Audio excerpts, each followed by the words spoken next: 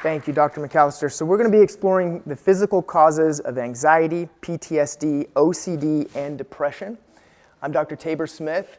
What we do in our office, or what we look at, and what we're going to be looking at during this workshop is what I call salutogenesis. Basically, what we're going to be looking at is focusing on how to increase health in the body and less on just the cause of disease in order to overcome that disease. And I'll explain more about that in just a second. But first, this was my mom.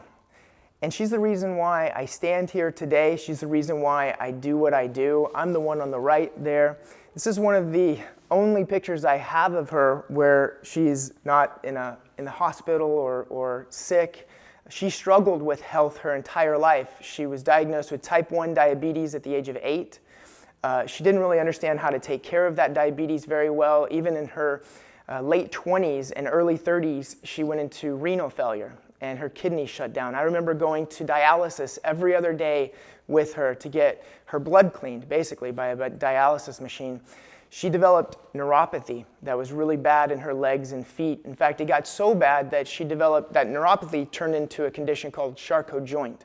And that is basically where the nerves are so dead in her feet that she couldn't feel anything and her bones were brittle. So if she stepped off a curb wrong, she'd break her ankle or break her feet, and she couldn't do that. So they said, you're going to have to be in a wheelchair. So in her late 30s, early 40s, she was in a wheelchair, and her health continued to snowball. She passed away at the age of 47, taking 21 prescription medications. And I realized that she was always looking for something on the outside that she could take and put it on the inside, and it would just fix everything, right? That next thing is going to work.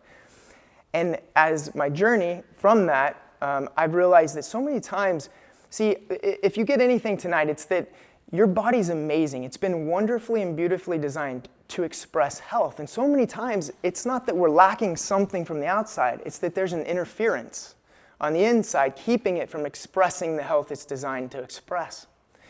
So see, this part of the story I don't tell a lot, but I want to tell it tonight in this workshop. See, I was a college student when my mom passed away, and I don't know why, but it was almost like my mind put up this mental block when she passed away. She meant the world to me, but at the time I showed no emotion. It was almost like it wasn't real. And so I didn't cry, I didn't process it, and all through the funeral, it was just a very stale look on my face the entire time. Well, weeks passed by, months passed by, and you can't hold those types of feelings inside, I've learned. In fact, what happened was I started to develop these weird feelings that I would be driving and I would get so anxious, my heart would start racing. Or I would I'd just start crying for no reason. I mean, I'd be watching a commercial and just start bawling, and I had no idea what was going on. I'd never experienced depression or anxiety or any of those sensations, and I didn't know what to do. It just kept getting worse. Well, one morning I woke up and I had this rash all over my body. It was on my arms, it was on my chest, it was on my stomach. Every morning I would wake up with this rash. It would get better through the day. I was feeling stressed. School, I couldn't hardly focus in class. So I went to the medical doctor, and I got medications, and I got steroid packs that they gave me, and that helped for a few days, making the rash go away. But guess what? It just kept coming back, and I kept having these feelings that I didn't know what they were.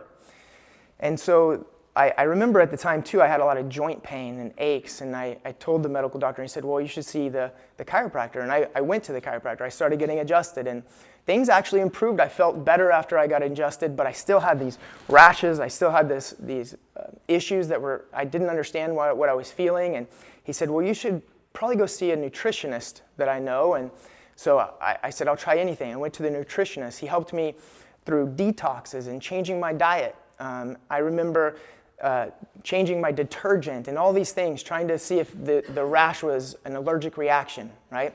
And those things improved. Things got better. But I was still just stressed and crying and not understanding what was going on. And the nutritionist said, is there someone that you can talk to? Is there a counselor? And I know that at our college campus, we had mental health counselors. And I said, yeah. So I went and I scheduled a time with the counselor. And I sat down and I remember telling him about my mom and just crying for 30 minutes or for an hour and getting all of that emotion finally out of my body. And guess what happened after 2 sessions of just getting that out? The rash completely went away. And it never came back. And I realized at that point that in our society, in our healthcare system, we separate mental health and physical health. And not only that, but our practitioners don't talk to each other, right? We don't work together. That's another thing you'll hear me say tonight, is that it takes a village. And it's okay to get advice from other practitioners, and they should work together. In fact, any professional healthcare professionals here or educators here in the office tonight, I love it when you come to the, great, awesome. Make sure we get your contact info because we love working with other practitioners in our office. I believe it's vital. In fact, you'll see as we go through this workshop, it's necessary that if you're only addressing one area of health, you're not going to get the full effect or the full result. So that process and my mom was a great influence on a documentary that we created in 2020. I got to travel the world and interview people who had some of the worst health diagnoses you can imagine, and they were able to turn their life around and express health. And so that documentary is called A Better Way. We actually won several awards for it at film festivals. It's on Amazon Prime. I'll show you how you can watch that documentary later. I'm going to show you the beginning part of the trailer here. We don't have what I would call a healthcare system. We have a disease care system.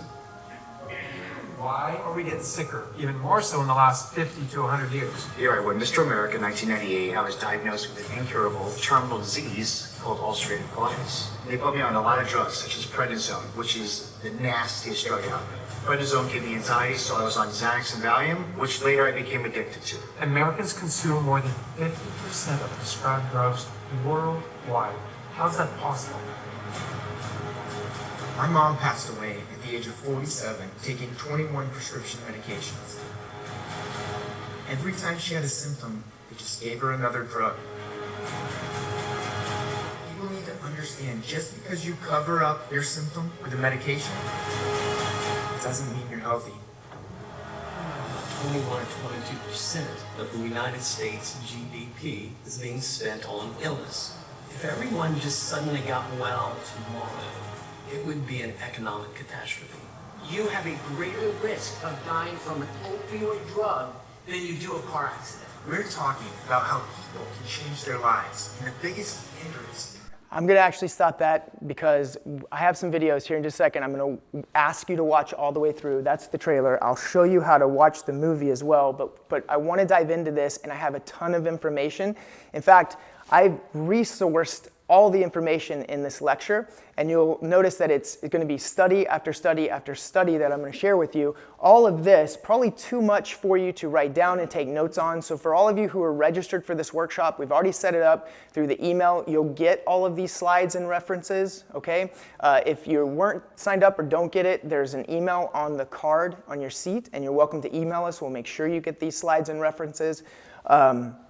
But I want to go ahead and jump in. We're going to talk about what's going on in our healthcare system, what's going on in our nation, why is it going on right now, and we're also going to talk about some solutions, some next steps. One of the things I want you to understand, if you have some mental health issues or your family, someone that you know and love, is that you're not alone, that this is affecting thousands, in fact, millions of people across the world and in our country. 25% of US adults have a mental illness right now, and 50% of adults will have it at some point in their life. It's extremely common. That's over 15 million American adults right now. It's the leading cause of disability in the US for ages between 15 and 44. And it's one of the biggest costs right now. We're putting more money in this to try to figure out how to help people with mental health type issues. It's even number one over heart conditions. And just to prove a point on how closely tied physical health is to mental health, I just did a holiday stress workshop in our office. And there's a thing called a red zone. And the red zone exists in December and January. So if you take a calendar and you look all year long, In December and January, we see more cardiac deaths from heart attack than any other time of the year. And when do we experience more stress than any other time of the year? And we're going to talk about how stress not only affects mental health, but affects overall health as well. Anxiety is the most common mental illness in the United States. 40 million adults, 18% of the population. 1 in 8 or 9 million children have an anxiety disorder. 7.7 million adults, women are most likely affected when it comes to PTSD. So 7.7 million adults have PTSD. Obsessive compulsive disorder is becoming more and more. 2.2 million. The median age of onset is 19. And I'll tell you a story about a friend of mine, Steve, whose son had OCD really bad. He was only 6 years old and he wouldn't leave the house. I mean, he would freak out so bad. There were 6 months that kid never left the house. And so these things are happening everywhere, in our neighborhoods, everywhere across the world. And I'll show you what he did that really helped his son get over some of those things as well. OCD now is thought to affect as many as 2 to 3% of children. That's 2.2 million children in the United States. Mental disorders account for 13% of the global disease burden. Now, the CDC before this had said that depression will be the second leading cause of world disability by 2020. They were wrong. It was actually the first. They said by 2030, depression is expected to be the largest contributor to disease burden, and it already is. 1 out of 33 children and 1 out of 8 adolescents are affected. And look at this. This is how it shows that so many times our physical health is tied to our mental health. 43% or 32 million have at least one of 20 chronic health conditions along with a mental health type condition. Now, I want you to know that drugs are necessary, that sometimes we have to take the medications.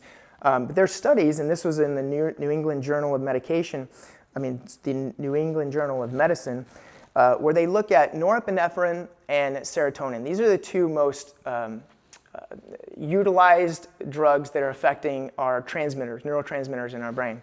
And so these gentlemen that study this, actually wrote the book Blaming the Brain, this gentleman spent 20 years studying the cause of mental health issues like depression and anxiety. And he was showing that it's not just serotonin, it's not just norepinephrine, it's not just those neurotransmitters, because mental health is so multifactorial that we need to utilize these medications for short-term effects when we need them.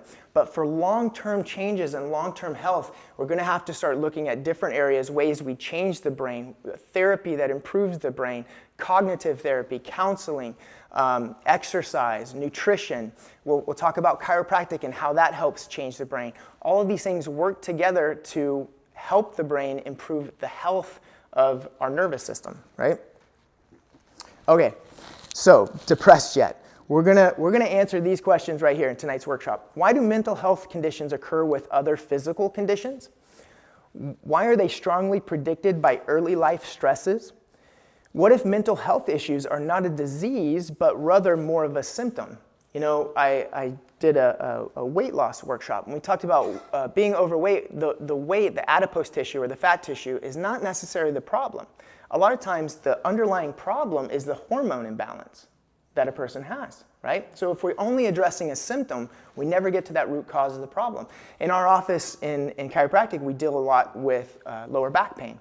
So when someone comes in and they have severe lower back pain, sciatica, you know, they may say, well, Tylenol helps, right? Or these medications help. But when we take an x-ray or we look at an MRI and there's a disc herniation, that Tylenol is not going to correct that disc herniation, right? There's a root cause in many cases.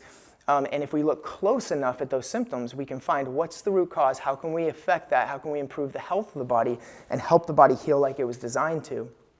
And what if mental health conditions are a whole body systemic problem, not just a brain or a mental problem? All right, so everybody drove here. We drove here in a car. Now, what does a car need in order to go? Gas, right? Tires. It needs parts and it needs power, right? In order to make the car go, has to have the parts, has to have the power. Now, if you start your car and you just sit there, will it get you here? No. So what else does it need in order to get to its destination? The driver. It needs someone to input the information. So we got to have parts, power, and information in order to be productive, in order for this car to produce. Now, same thing with a computer, right? We need parts, we need power, but your computer that sits on your desk is not going to be very productive unless you're behind it actually doing something, right? So we need parts, power, and information. And so many times we forget that our body needs this as well. In our healthcare system, we know a lot about the parts, right? We have a podiatrist, we have a cardiologist, we have an endocrinologist, we have an oncologist. And in all of these areas, we're looking at the parts. Well, we also need power. We need the nutrition. Our body needs certain things. There's an ingredients that it needs, right? And it needs information. And do you know what organ in your body provides the information to the rest of the body? Your brain, absolutely. And when we talk about the nervous system tonight, I want you to think brain, spinal cord, and nerves. That's what makes up the nervous system, and it moves information throughout your body. So it allows your body to be productive, allows your body to heal, allows your body to function. It's the information that we need in order to get well. So we got to have the parts, and we need to have them functioning, but we got to have the power, the nutrition, and we got to have the nervous system functioning. It's like this plant. Would you agree that when we plant a seed, let's go back, that seed in this plant has intelligence? Right? It's designed to grow and to function. It has parts. It needs power, right? What does it need? It has to have water, sunlight. It has to have soil, right? We know there's an ingredients for it to express life. Now, what if I take and I add diesel fuel to the soil, a toxin? And what if the leaves start to wilt and turn yellow?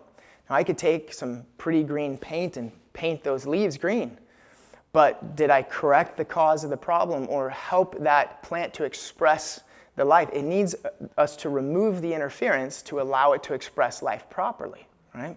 And so that's what we're saying about mental health being a whole body systemic issue, is that when we start to remove interference, we start to express better health. Our brain becomes healthier. We also start thinking clearer, and we also have better improved mental health when we do that. All right. So this is a graph that I love by Paul Hardy, MD, a medical doctor, and it really shows how involved and intricate mental health actually is. It's not just as simple just as taking one vitamin, one medication, doing one exercise, or seeing one person. It's intricate. It takes a lot of work to be able to improve mental health. In fact, some things in the center here, it says genetics. We know that genetics play somewhat of a role. Now, I will say that I don't think genetics play as big of a role as we give it credit for. There's now a division of genetics called epigenetics. Epigenetics means we can influence our gene expressions, right? So it's like if I have the genes for obesity, the actions that I take and the choices that I make could influence the expression of those genes. Does that make sense? And so genetics definitely plays a role. But around this, you see certain systems in the body that become important. The detoxification system. So when we're toxic, that affects our mental health when we have toxins in our body. The GI system, we're going to talk about how the gut directly affects brain health. It's important. The immune system certainly affects brain health as well. And then up here at the top, the nervous system, because that is the brain, the spinal cord, and those nerves there. We've got to really address all of these systems in order to fully affect and improve mental health. So a lot of people are genetically susceptible to toxins. Sometimes they don't detox as well as other people. This was the case in my friend Steve, his son, the 6-year-old. They actually did some genetic testing on him and showed that he doesn't process toxins as well as someone else, right? So they lived next to a farm. When they tested his bloods, he had glyphosate, high levels of glyphosate, and they were toxins. They were affecting his mental health.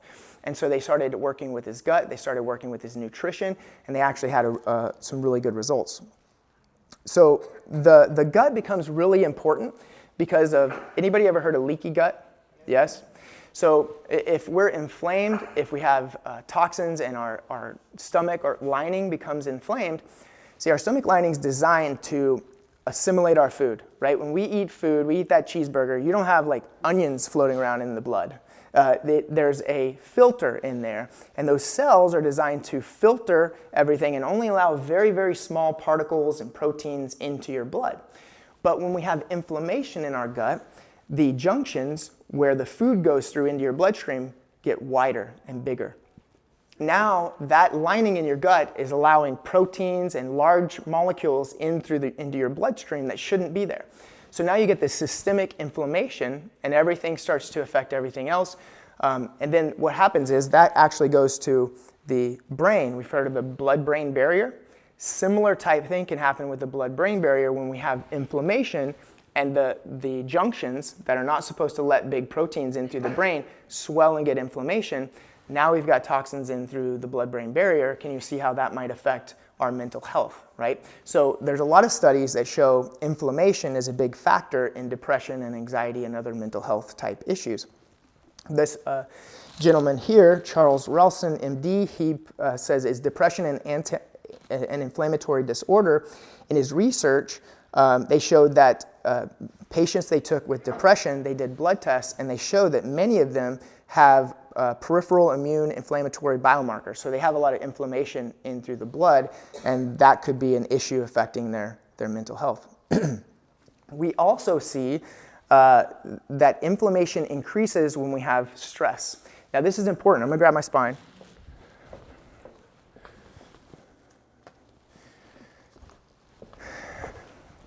So we talk about the nervous system, and when it controls the stress response in your body. So I want you to realize stress is an actual physiological process that you go through. We kind of throw stress around, like I'm stressed right now, I feel some stress, you're stressing me out, right? Stress is when your hypothalamus in your brain recognizes some kind of threat or something that it's interpreting as stress. Sends a message to your pituitary gland, sends messages to your adrenal glands, pumps out stress hormones. Those stress hormones put you into what we call fight or flight. Has anybody ever heard of that?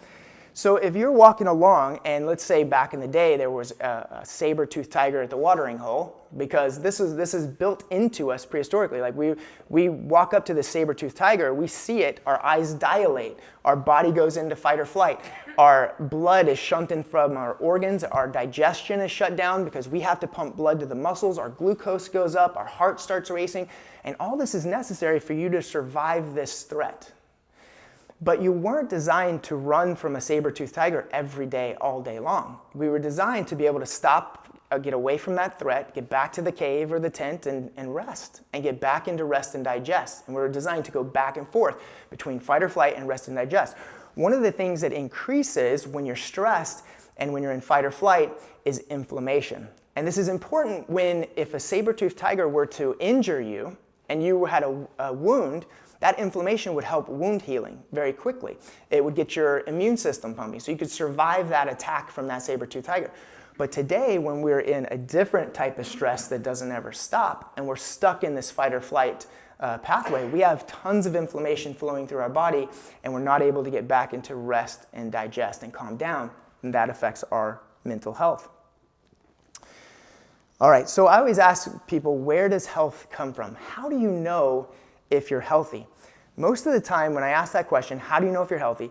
People will say, well, I'm healthy if I feel good, right? Well, or maybe if I looked a certain way, if I could be that person on a magazine, then I would be healthy. When we have to realize that health has nothing to, well, at least it's not, the answer is it's not how you look or how you feel. The World Health Organization came up with a great definition back in the 40s and 50s. I use this one. It says that health is the optimal functioning of your body. It goes on to say mentally, physically, socially, emotionally, but not merely the absence of sickness or disease. So health is not how you feel, health is how you function. And what's the one system that controls the function of everything else? Yes, your central nervous system. That nervous system, if it's damaged, if it's inflamed, if it's irritated, if there's an interference in it, our bodies can't function like they're supposed to. We don't express health like we were designed to. In fact, this system was the very first system to develop in your mother's womb. This is the process. Within the first 25 days, you develop this brain and spinal cord. We call it the neural tube. From this neural tube, all of the nerves branch off, and then the organs grow. And this brain is constantly sending messages back and forth to those organs. In fact, your body is so beautifully made and amazingly designed. Right now, your brain is coordinating your heart rate. You don't have to think about it. Tonight, when you go to sleep, you don't have to forget to breathe, right? Your brain's got that one too.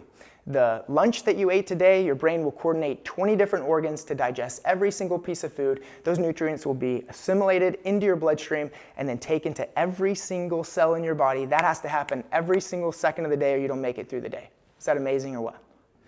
It's absolutely amazing. Your body's intelligent. It knows what it's doing. Your nervous system is processing 11 trillion bits of information every second without you even having to think about it. It's the reason we are who we are. We're expressing taste, smell, sound. So one of the things that we're going to talk about here is alignment of the spine and messages that send back and forth. Messages would be like, anybody ever went to the doctor and you got a reflex, they hit you in the knee, that knee moves, right? That's an afferent and efferent message being sent to the brain and back to the knee. Well, those messages, 11 trillion of them, are being sent every single second through your body as you're just sitting there, right? So imagine if someone comes into our office and we have misalignment, we have damage, we have inflammation, and those messages that are trying to coordinate function through your body are being interfered with. Or we're stuck in a fight or flight or a sympathetic or fight or flight activity or part of our nervous system. So I teach a class through Life University. It's an online course on degenerative disc disease. And there are two areas of the spine that we see degenerate in our society faster than any other areas. And they are the neck and the low back. We see more degenerative disc disease in those two areas than any other areas. Now, it just so happens that the parasympathetic, which is your rest and digest part of the nervous system, comes from the neck and the lower back. So if we're starting to see more damage to the spine in those two areas, and the sympathetic or the fight or flight's coming from that mid-back when we're not seeing as much damage, no wonder people are stuck in that fight or flight all day long every day. And their body can't kick back into rest and digest. We can actually measure this. One of the things we measure is with scientific data is called HRV. HRV, heart rate variability, will show you whether you're in fight or flight or whether you're in rest and digest. If you have a high HRV, that's good. That means you're getting back into rest and digest when you need to. If you have a low HRV, that's not good. That means you're stuck in fight or flight. These are some studies that actually show patients suffering from major depressive disorder show profound autonomic dysfunction. It means they're not getting back into rest and digest like they should. They're stuck in fight or flight all the time. Studies indicate that patients with depression and anxiety disorders exhibit abnormally low HRV compared to patients without those conditions. Then they go on to show that patients in this study that had major depressive disorders, and they also had anxiety, they had low HRV. Another study, patients had significantly lower values of HRV, heart rate variability in patients with major depression. So over and over, we're seeing that they are not getting back into fight or flight. They're not getting back in rest and digest. They're stuck in fight or flight. And there are a lot of books that show. Now this shows why a lot of times we're seeing people who had early life stresses have a harder time of getting out of fight or flight and back into rest and digest. And it's really because of a condition or the definition of neuroplasticity. So we used to think that the brain, once we were grown, it wasn't going to change, right? That these pathways grow. And it does happen a lot like that. If a child goes through something traumatic, this is why PTSD is so hard to deal with. Pathways in the brain, we get stuck, and those pathways keep firing and firing and firing. It's very hard to break that. But we have shown with neuroplasticity that we can change those pathways. And one of the ways we do that is by putting information into the brain, changing exercises, utilizing things like chiropractic, cognitive or behavioral therapies that actually change pathways in the brain and gets people out of fight or flight back into rest and digest. Just like they say in this book, the brain that changes itself. All right, so again, it takes a village. So I always refer to other practitioners when I can. But here's the thing, here's the disconnect. A lot of people come to our office and they've already tried everything else, right? They've been to every practitioner that they possibly could, but no one actually told them that getting the spine healthy, the nervous system, getting adjusted could actually affect mental health. And so I want to show you some studies that actually show that. So this is what we call vertebral subluxation. When you come in our office, we take x-rays of the spine. So we want to see that the spine is straight from the front, that it has natural curves from the side. In the neck, I'll show you an x-ray here in just a second. If we have misalignment in the neck, that could be affecting those messages that are going from the brain to the body. Studies show that this vertebral subluxation, misalignments of the spine, can affect autonomic balance. That's your fight or flight or rest and digest. It can affect decreased blood flow to the brain. That could affect the brain health. Increased inflammation. We talked about how that could affect overall health. Cerebral fluid doesn't flow back and forth to the brain and to the spine like it should. And then we get tension into the cord. Cervical spine adjustments alter sensory motor integration. Basically, we talked about the nerves going back and forth from the brain. When we adjust the spine, they've done PET scans and studies where they look at the brain when you get an adjustment, and it lights up areas of the brain. So it builds pathways in through the brain, which we're trying to do with people with mental health. Dr. Jeremy Schmaman, PhD, found that movement of the spine stimulates the cerebellum, which is responsible for a lot of different things: thoughts, feelings, emotions, and healthy functions of organs. So when we move the spine, whether you're getting adjusted or you're actually doing stretches and exercises for the spine, you're improving the health of your brain.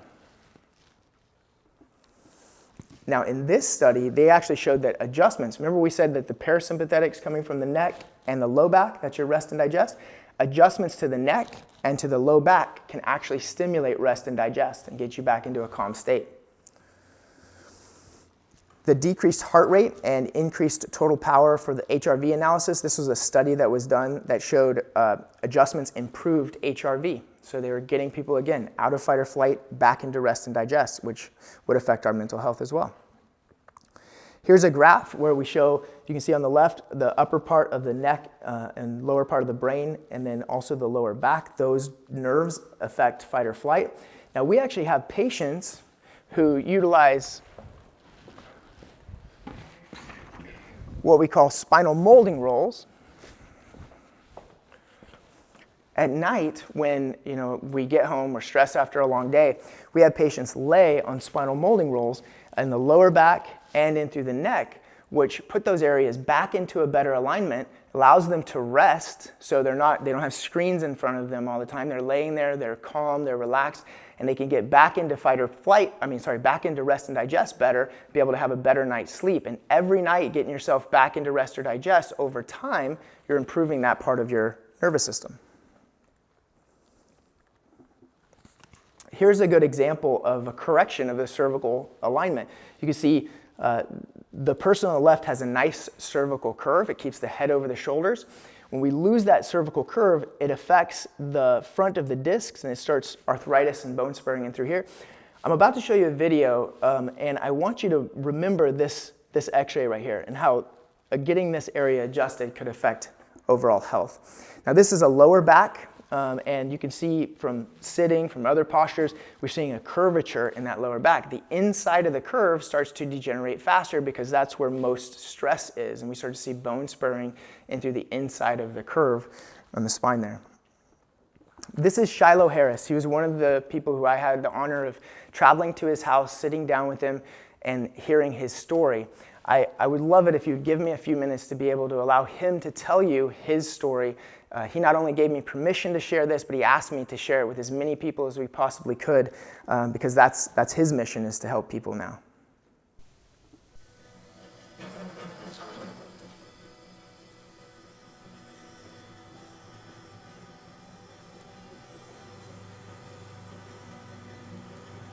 After 9/11/2001, I realized that I needed to do something.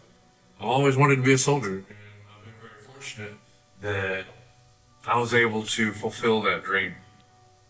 I was the third truck in the convoy, and my Humvee literally erupted.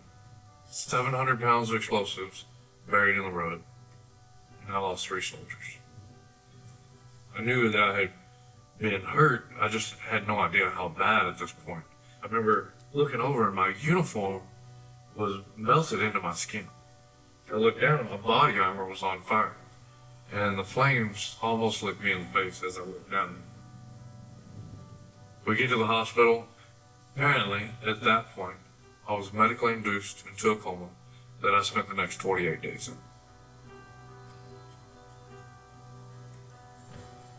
So when I came out of that coma, one day I finally said, what do I look like?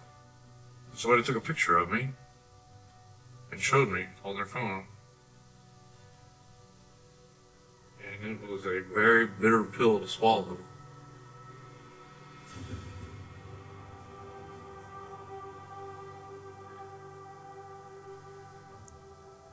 It's like, damn, I used to be a good guy. You know, and I'm trying to look on the bright side of this. I couldn't accept it at first. I felt like my life was over. The pain, medication that I was on was a lot because the pain that I was having to endure was probably more than my body could handle. The sad truth about that, though, is that after a year and a half or more on those medications, I became addicted to them naturally. And it was extremely hard for me to fight that opioid and this want and need at the same time.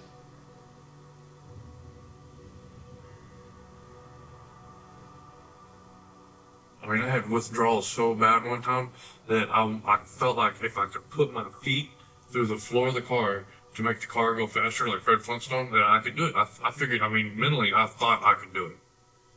You know, there's a cognitive side of me going, I can't do that. You know, but, I mean, I'm really feeling like I feel so much of a craving that I think I can do it. It makes you think crazy. I had to carry a backpack with my meds. And it seemed like one pill counteracted this pill, which counteracted that pill, which counteracted that pill. And it just seemed to be this vicious cycle of medication because you're on medication. And so, you know, it's just this chemical cocktail waiting to explode in a sense. So, you know, how did I get there?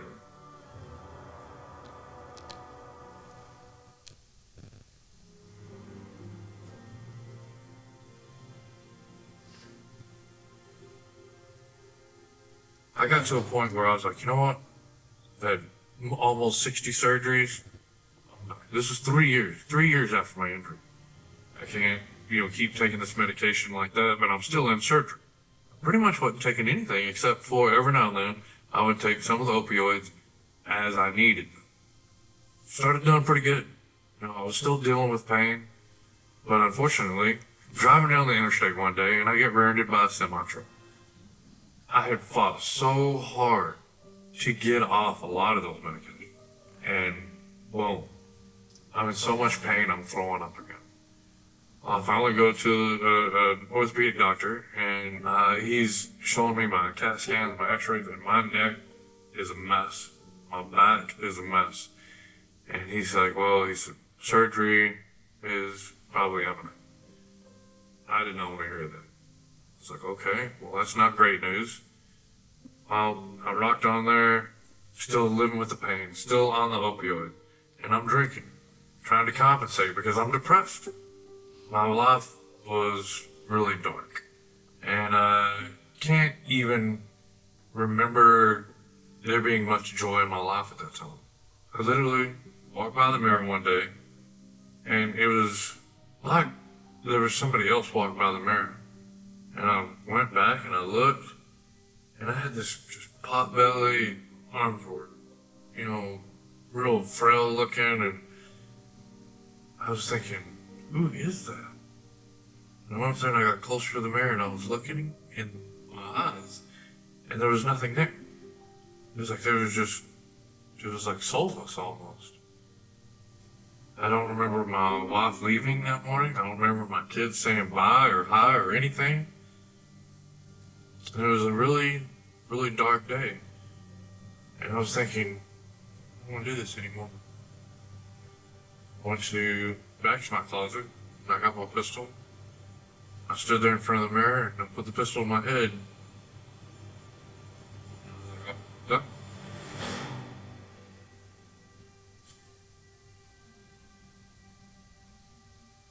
my dad saying, "Are you done?"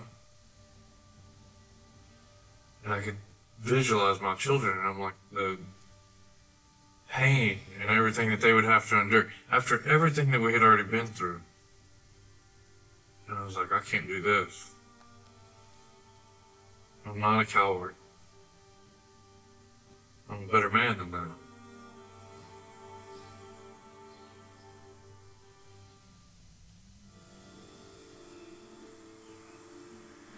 I get to this event, I walk in and I see this banner that says Patriot Project.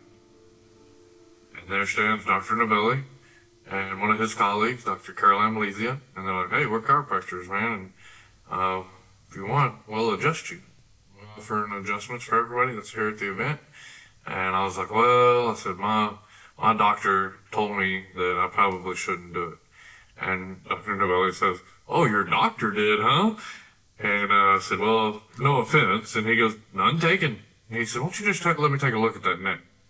And I was like, "Man," I said, "I'm so scared." And he said, "I've been doing this almost 30 years, Shiloh." He said, "Let me just have a look at it." And he adjusted it, and it was like lightning through my whole body. But I had instant relief as well.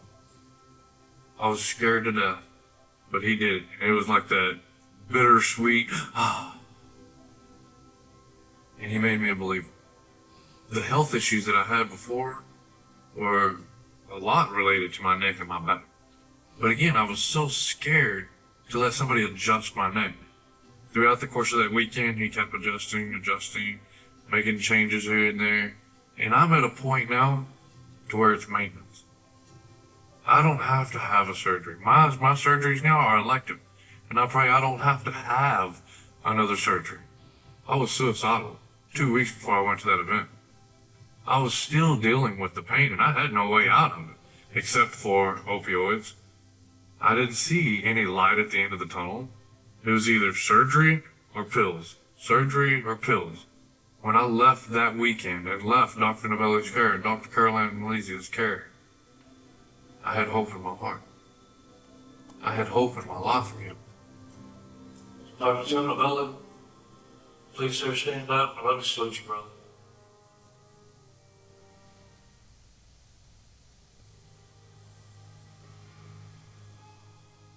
I want quality of life, and I want to be here for as long as I can to build that legacy for my family. I went into that concept with just about everything I've done. If I can save one person with this. And right now, I'm talking to you. I'm talking to the person that's watching this movie. Your life is worth it. Make the change and live a better life. It's all right there in front of you, waiting for you to come take it.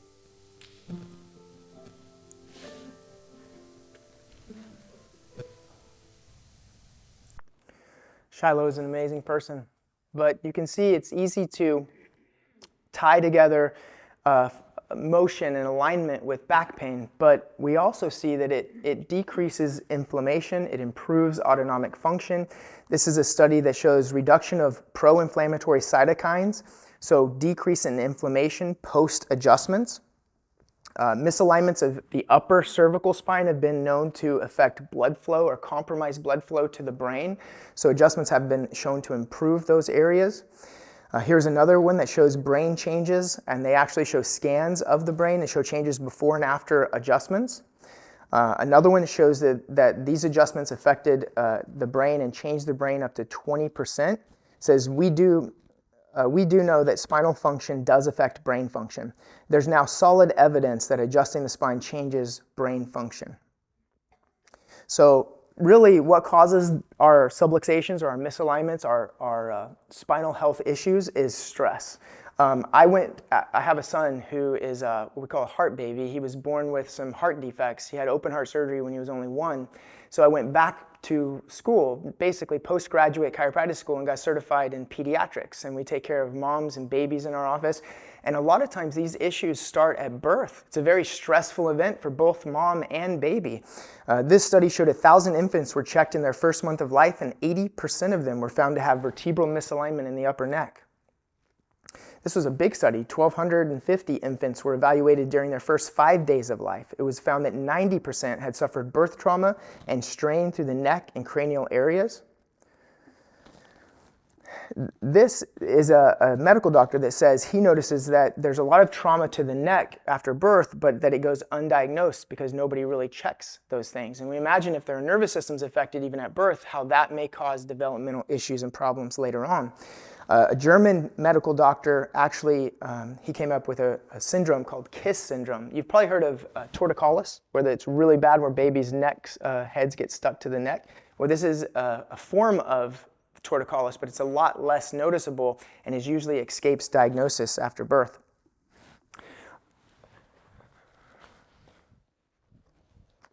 A book that I love here is called Mental Health and Chiropractic. It was written by a chiropractor who spent 20 years in mental health clinics that were ran by chiropractors. And a lot of people don't realize, but this was actually an era in the 90s where a lot of mental health hospitals were ran by chiropractors, and they had a lot of really good results. So I know it doesn't sound like you would put those two together, but they have been together for a long time.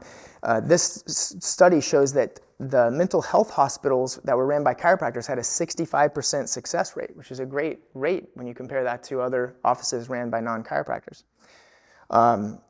There's a lot of case studies in chiropractic. You know, we want these studies that have big numbers, but case studies are important too. These show that individuals, like improvement in depression following reduction of cervical vertebral subluxation. 15 patients had a history of depression, and they showed significant improvement after adjustments. This was moms after birth showed that they had a significant decrease in postnatal depression score if they were getting adjusted. And then all of these, I'll send them out to you, but these are all individual case studies showing improvements in depression and anxiety with chiropractic. This was actually one of the big studies that we have, 2,800 patients, over 150 chiropractic offices in 4 countries. They took people who were under care from 1 to 3 months to over 3 years. They showed that physical state improved 15%, mental health scores improved 17%, stress evaluations improved 20%, and just life enjoyment improved 17%. And you know, we're always talking about side benefits. When you watch the Super Bowl, right? Those things, that costs $7 million for every 30 seconds that a company sends an advertisement on a Super Bowl. Well, the drug companies need $7 million to advertise their drug and another $7 million just to talk about the side effects of the drug. So here's some side benefits when patients come in and maybe they're working trying to improve mental health, but they also see other things improve in their life, like their digestion, their hormones, their heart health, their immune function, muscle strength, their reaction times, their stress improves. So there's a lot of side benefits as well when you come in and you get adjusted. And so I'll close the workshop here with a couple of success stories, and this one's actually in our documentary. This is little Ethan. He had actually come to us when he was a baby with torticollis. His head was literally stuck to his shoulder. We were able to help him and completely resolve that condition. But then a couple of years later, he started to develop epileptic seizures. And they didn't know what to do. Of course, they were trying to give him the medications. His mom said he really couldn't even function when he was on those medications. And so we analyzed him again, and his upper neck was very out of alignment. We started a series of very gentle adjustments. For kiddos, it's so gentle. It's almost just a press and hold when we adjust them. And he did amazingly well with his treatments. He still comes in every week, and he's a lot bigger now. This is little Ethan now, and he's doing awesome. So I was going to show you a video, but I actually want to tell you another success story of an individual who was a patient, now a friend of mine, and was at our last mental health workshop in October. I really wish that we had a before picture of her, because just her constitution has completely changed from when she started care in our office to now. And she's agreed to come in and share her testimony here with you. So Modesta, if you will come up. Thank you. I really appreciate it. Thank you.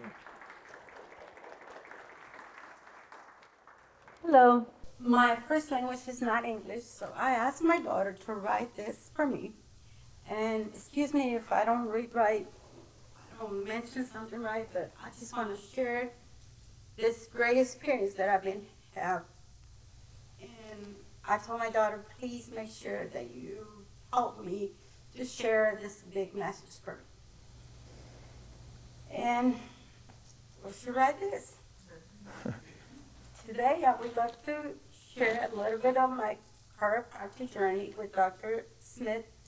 3 months ago, I attended the mental health conference dealing with anxiety, severe anxiety, and severe depression. I was taking 8 pills, PTSD, severe anxiety, severe depression, and all the stuff that you name it. Knowing that the group meeting was led by the doctor, it was a chiropractor. I was amazed by the story about his mother, who was inspired him to become a chiropractic and help people like me. Taken by surprise, I decided to keep attending the meeting and expressed to Dr. Smith that I have been dealing with back pain, severe shoulder pain, and all the pains in my body that I was mentioned to him. And this pain was not only affecting my daily life, also negatively affecting my mental health, and I was not aware that it was very, very bad. I tried everything, every doctor, every stomach doctor, all the doctors that you even think about it.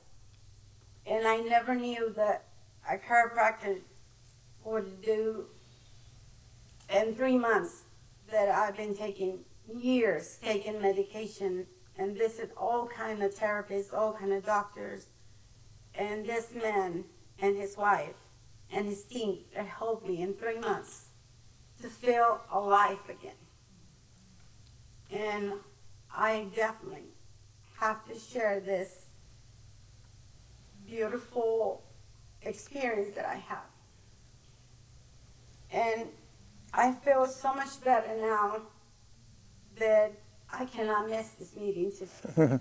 I'm sorry, I have the funeral to go today. I lost my cousin last week. But it was more important to me to share this with you because he's in better hands right now. But John needs this to hear from somebody like me. It's like me, I do hair. But if somebody does a great job, I'm going to recommend it. Not because I receive any money or anything from that person. I feel good. And I get coach skills. Because, man, you need to try something that makes you feel alive again. And that is a great, great doctor. And please, give you the chances, either with him or with somebody else, please try something like this. It will help you out, like it helps me. Thank you. Thank you, doctor. Love you. Thank you. Love you. That means the world to me. Thank you. All right. So how do you know if you have subluxation? How do you know what health your spine is in? So when a patient comes into our office, we do several evaluations. We do motion palpations, static palpation. We do posture examinations, x-rays, other instrumentation and other tests, whatever is necessary. We sit down and have a consultation and talk through. Every patient is different in our office. We actually have a 2-day process. On the first day when you come in, we sit down with you. We go over all of this and gather all the information. We apply a gentle chiropractic treatment where necessary to see how your body responds to it. And then we invite you back for the day 2. And on day 2, we sit down with you, go over your x-rays, go over your entire exam, and give you any recommendations that we may have. Typically, this program is a $250 value, but for our attendees in the workshop, we discount that. We actually have that set. It's on our website for only $47. And so I'll walk you through not only how to schedule an appointment, but also if you want to see the movie for free, I'll show you how you can do that. If you grab the card that you're sitting next to and you can scan it with your camera, you can also just type in betterwaychiropractic.com if you don't want to do that. But to make it faster, we put QR codes where you can scan that.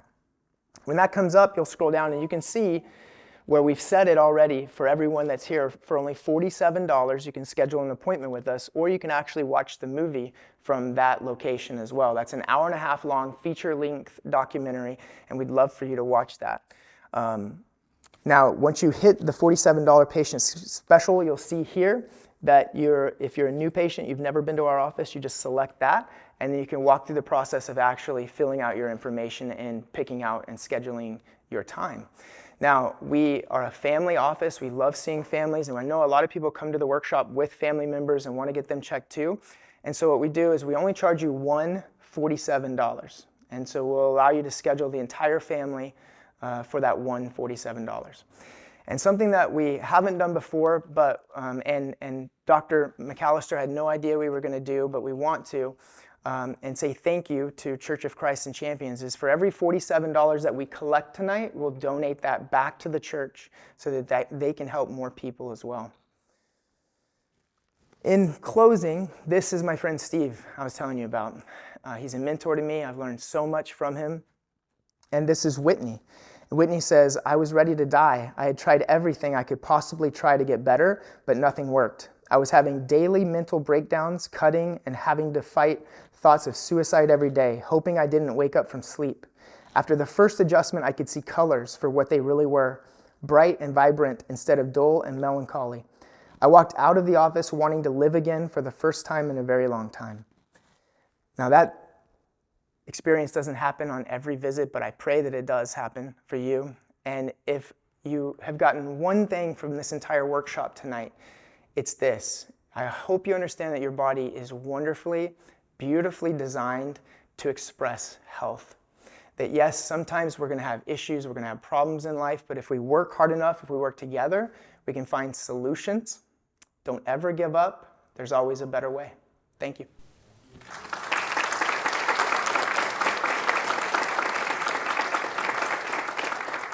In the sake of time, I am going to stay as long as you need to answer questions. This is kind of a personal topic, so I want to make sure we do that one-on-one. I'll be here as long as you need, but thank you all very much for coming, and I'll be right over here. Appreciate it. Oh, yes. Great question. I asked that you schedule that tonight. If you need to reschedule, we can always change that, but we've set this up. My team is ready. In fact, my team is here. If you need help scheduling that, if you can't do it through the phone or online, they're here to be able to help you do that. But we do ask that you schedule tonight. My team will also call you tomorrow to confirm, not only to confirm your appointment, but also to confirm any family members that you may want to get scheduled as well. All right? Thank you.